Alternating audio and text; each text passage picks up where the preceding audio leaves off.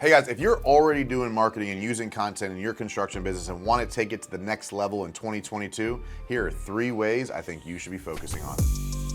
What's up, everybody? I'm Mike Claudio, and I believe I'm like the content king. No, I'm just kidding. I'm the owner of WinRate Consulting and host of the Big Stuff podcast. Ultimately, over the last 3 years, I've shot over 500 videos, recorded over 300 podcast episodes, made thousands of social media posts, networked at dozens of events, and I feel like I've learned a thing or two about how to get your content and specifically marketing to the next level. So don't overthink it. This video is going to be for people who are actively already marketing, being consistent on social media, and want to take it to the next level. If you're not currently consistent on Instagram, consistent on Facebook, consistent on Google My Business, and have a website that's up to date, please go watch one of the other marketing videos. There's dozens of them on my channel. Go find one of those. This one's for somebody who's kind of doing some of those things right already. So first, improved content production quality. A lot of times you see contractors out there with really great content. The words and the information you're using is great, but they're using their cell phone and the image is like this, or it's like crooked, or it's just jiggling all over the place when you're trying to watch the video. Like those things happen right now, or the audio or the lighting's not great. So if you've been creating consistent videos, let's say like, Reels or TikToks with your phone, and you want to take your brand to the next level, getting some form of professional production team, it's not going to cost as much as it thinks. Like you're talking about $2 to $3 grand will get you 5 to 10 videos, professionally edited, shot on site, shot on at your office, shot on job sites, whatever it might be, but increase the production quality. In addition to that, start to utilize platforms like YouTube and podcasting. And you don't need to start with your own channel. A lot of times people underestimate the power of collaboration, right? So using other people's audiences to grow their own. So if you're starting from scratch, don't go start a podcast immediately. Go ask some people if you can be, if they're looking for guests for their podcast. The answer is absolutely yes. It's something I want to focus on in Q3 is doing more collaboration with other people who can bring value to more audiences. Talking to you, Tom Reber. But overall, it's one of those things where you don't have to start it on your own. You can start using other people's audiences and other people's experience, not to take from them. Bring some fucking value. Don't show up as a taker, but you start there. Start using other people. Take that higher produced content, video content, use it on Instagram, use it on Facebook, start a YouTube channel. YouTube is still the #2 search engine in the world, and it's owned by the #1 search engine in the world. I promise you, Google is pushing YouTube stuff over other platforms. So, and I'll tell you, over the last 2 years, I went from 0 subscribers. Right now we have over 6,400 or probably close to 7,000 by the time this video comes out. And we're gaining by 300-400 every month. And I went from 1,000 views a quarter to 45,000 views a month. It takes time, but once an audience starts to know, like, and trust you, they will engage with your content a lot more. But you have to be consistent. We're 300 plus videos in, I think, over the last 2 years.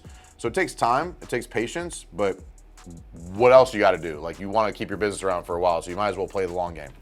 So that's the first one. Improved, content production is really effective. 2, I think a lot of businesses got away from building relationships as they got busy. They started buying leads. They started paying for marketing more.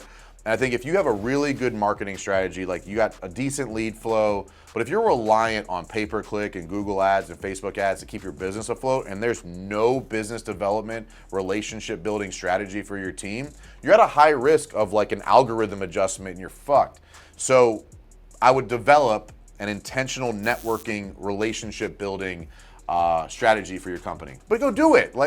Go do the work. Go meet some people, go shake some hands, go get to events, go sponsor an event, go add some value somewhere, and inherently you'll build relationships that can bring you value back. 3rd, this is one that I think is wildly underutilized right now. I believe you're gonna see it become wildly overutilized in the next couple of years. But text message marketing is something that could and should be used more effectively. I use my CRM for that. It's a program called Go High Level we switched to at the end of last year. It allows us to text groups of people. So it's not cold text messaging. You have to have a relationship. You have to have the person's information. We're not just cold texting people, but our client base, our prospect list, as we're collecting information from different lead sources, we're trying to get their cell phone numbers more often than not, because text messages have a 95% open rate, emails have a 3% open rate. As you can imagine, I'm trying to get more open rate. And so I don't mind that it's a smaller audience if it's that high of an open rate, right? And so We'll utilize text message marketing, again, not spamming people. I want to be very clear on this. Don't go buy a fucking list of cell phone numbers and spam the fuck out of them. That's not going to work. But collecting people's information by adding value to their lives somehow, whether that's a funnel, whether it's some sort of free downloadable, whether it's at a networking event or an event you sponsor, whatever it might be, and then add value via text message, whether that's information, resources, whatever it is, assets that bring value. Don't just spam people. But text message marketing, if you're not utilizing that currently, even if only to stay connected to your previous clients, right? I know a lot of business, like, hey, when's the last time you talked to your previous clients? Well, how many previous clients do you have? We have 5,000. When's the last time you talked to them? Never. Huh. So you have 5,000 people who knew, liked, and trusted you enough to give you their money that you're not utilizing as a referral source. There's probably a little bit of value in that list. So obviously you need to have their cell phone numbers, but there's a lot of businesses that have been around for 5 or 10 years that have thousands of previous customers that they're not engaging with regularly. That'd be a great place to start. Maybe not for like prospecting externally, but staying connected with maybe even a monthly or quarterly newsletter that goes out via text message. Like, hey, click here to see the WinRate's monthly newsletter to hear more about what's going on in the construction marketplace. If I sent that to you, you'd open it. I know you would. So like, give me your phone number. I'm gonna send you a newsletter.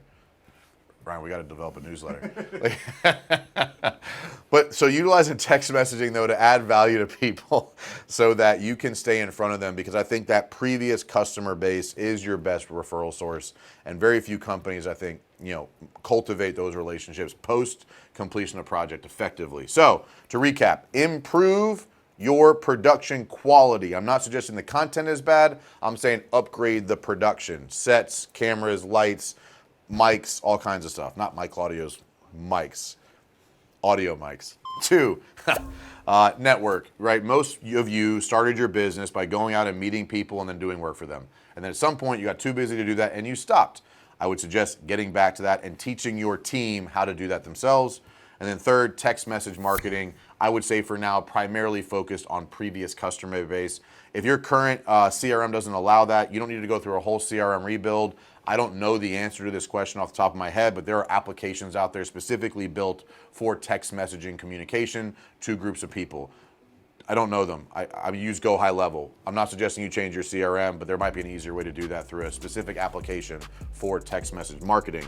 So if that was helpful, subscribe, please. If you watch this whole video, that means it must have been something good. It's not just the neon sign. You were here for information. If I gave you value, I'm asking you to subscribe. Maybe go check out the podcast. Maybe share this with a friend. I don't know. Help me, help you, help people. That's what we're here for. We're on a mission to make an impact with every conversation we have. That happens by you helping me get this video to more people. So thank you for watching. As always, I want you to win fast and win often.